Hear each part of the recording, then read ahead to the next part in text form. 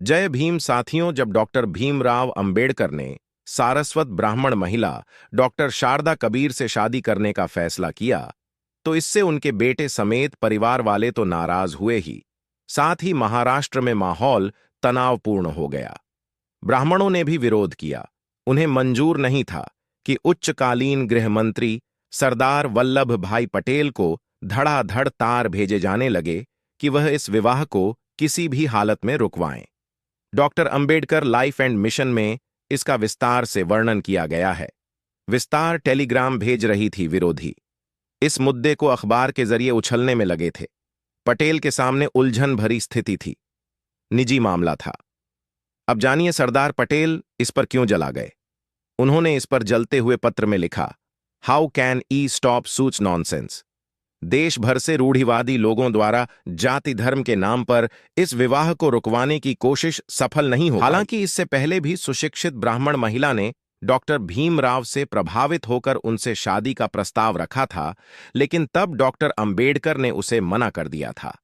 जब डॉक्टर अंबेडकर की पहली पत्नी का देहब आसान हुआ, तो उन्होंने तय कर लिया कि अब उनका जीवन विदुर के तौर पर ही बीतेगा। 14 साल तक उन्होंने ऐसा किया भी। वर्ष 1947 के आसपास बाबा साहब डायबिटीज और ब्लड प्रेशर से काफी परेशान हो गए। पैरों में दिक्कत बढ़ने लगी थी कि उन्हें गंभीरता से इलाज की सलाह दी गई। मुंबई की डॉक्टर शारदा कबीर ने इलाज शुरू किया। डॉ अंबेडकर की दूसरी पत्नी डॉक्टर सविता मराठी ब्राह्मण थी। वह पुणे के सबरेंट मराठी ब्राह्मण परिवार से ताल्लुक रखती थी। ऐसे ब्राह्मण परिवार से जिन्हें चित्तपवन ब्राह्मण कहा जाता था, यानी सबसे कुलीन ब्राह्मण सविता पढ़ने में काफी कुशाग्र थी। पुणे से आरंभिक पढ़ाई के बाद उन्होंने मुंबई से एमबीबीएस किया। हालांकि डॉक्टरी शुरू करने के बाद डॉक्टर सविता ने भी यही सोचा था कि वह अविवाहित ही रहेंगे। डॉ सविता ने भी यही सोचा था कि वह अविवाहित ही रहेगी। जब वह डॉक्टर अंबेडकर का इलाज कर रही थी, तब उनकी उम्र 38 साल थी। हालांकि वह अपना काम इतनी बखूबी करती थी कि एक कुशल डॉक्टर के तौर पर पहचान बना ली। डॉक्टर अंबेडकर और उनकी पत्नी दोनों की में 18 साल का अंतर था। इलाज के दौरान वह अंबेडकर के नजदीक आ गई। हालांकि दोनों की उम्र में 18 साल का अंतर था। दरअसल वह मुंबई में डॉक्टर मालवंकर की क्लिनिक में काम कर रही थी। वहीं अंबेडकर का इलाज चल रहा था। हालांकि अंबेडकर का एक समर्थक वर्ग आज भी कहता है कि वह डॉक्टर सविता कबीर से शादी करवाने की कुछ व्यक्तियों की साजिश फंस गई। अपने दोस्त को अंबेडकर ने पत्र में क्या लिखा। अंबेडकर को भी लगा कि घर में अगर कोई डॉक्टर होगी तो उनकी देखभाल बेहतर तरीके से हो सकेगी। डॉक्टर अंबेडकर ने अपने मित्र कमलकांत चित्र को लिखा, वह डॉक्टर सविता से इसलिए शादी कर रहे थे क्योंकि दलित समाज में ऐसी महिला का मिलना संभव नहीं है। इसीलिए मैंने सारस्वत ब्राह्मण महिला को भाभी पत्नी के रूप में चुना है। बालकांत को लिखा, मेरे ही एक सहयोगी मेरे बेटे यशवंत और परिवार को भड़के में कोई गुनाह कर रहा हूं। जब अंबेडकर की शादी हुई तो न केवल ब्राह्मण बल्कि दलितों का बड़ा वर्ग खास कुपित था। अंबेडकर के बेटे और नजदीकी रिश्तेदारों को भी यह शादी रास नहीं आई। जिंदगी बनी रही। बाबा साहब की पहली शादी कम उम्र में हुई थी। बाबा साहेब की पहली शादी में पूरे साल के थे और उनकी पहली शादी रमाबाई से हुई थी।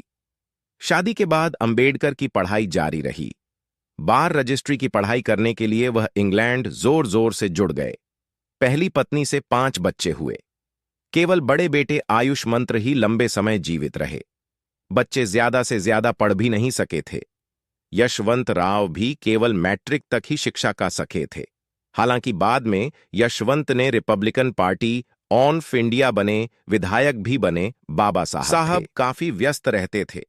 पारिवारिक जिम्मेदारियां की ओर ज्यादा ध्यान नहीं दे पाते थे। लंबी बीमारी के बाद रमाबाई का 1935 में निधन हो गया। अगले 13 सालों तक बाबा साहब ने विवाह के बारे में सोचा भी नहीं। इलाज के दौरान डॉक्टर सविता के करीब आए और शादी के बारे में सोचा। 1940 के दशक के आखिर में वह जब भारतीय संविधान को बनाने में व्यस्त थे, प्लेन और होम्योपैथिक दवाएं किसी हद तक राहत दे पाती थीं। इलाज के लिए वह मुंबई गए थे।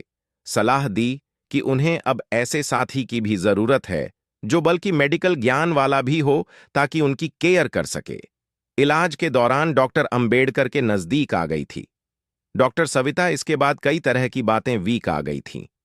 डॉक्टर सविता इसके बाद कई तरह की बातें और विवाद शुरू हुए। तमाम बातें कहीं गईं। ब्राह्मणों ने अंबेडकर की दलित राजनीति और विचारधारा पर सवाल खड़े कर दिए। नाराज दलितों के एक वर्ग का कहना था कि इसे गलत तो कुछ हो ही नहीं सकता था। क्या बाबा साहब को शादी के लिए एक ब्राह्मण स्त्री ही मिली थी? कुछ ने कहा कि यह ब्राह्मणों की साजिश है। कुछ ने खिल्ली उड़ाई। उनके बहुत से अनुयायियों का मानना था कि बाबा साहब जो भी करते हैं सोच समझ करते हैं। बाबा साहब ज्यादा विचारवान और समझदार हैं। आरक्षण प्रणाली राजनीतिक बहस का एक प्रमुख विषय रही है। विश्वविद्यालय द्वारा किए गए एक अध्ययन में सार्वजनिक क्षेत्र में घटते अवसरों के कारण इसकी दक्षता पर सवाल उठाए गए हैं। 1990 से 2010 के बीच दलितों की आर्थिक स्थिति की तुलना करने वाले इस अध्ययन में पाया गया है कि भारत के सबसे बड़े राज्य उत्तर प्रदेश में आबादी के हिसाब से सरकारी नौकरियां कभी कप चुनने वाले दलितों की संख्या पूर्व में 7.2% से घटकर 6.8% हो गई है, जबकि पश्चिम में यह मालूम नहीं रूप से बढ़कर 5 से 7.3% हो गई है। अध्ययन से ही पता चलता है कि 1991 के आर्थिक उदारीकरण की बदौलत दलितों की स्थिति में भारी सुधार हुआ है।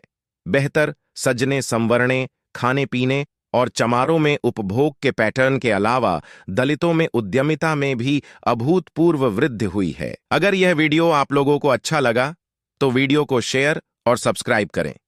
जय भीम, जय अम्बेडकर।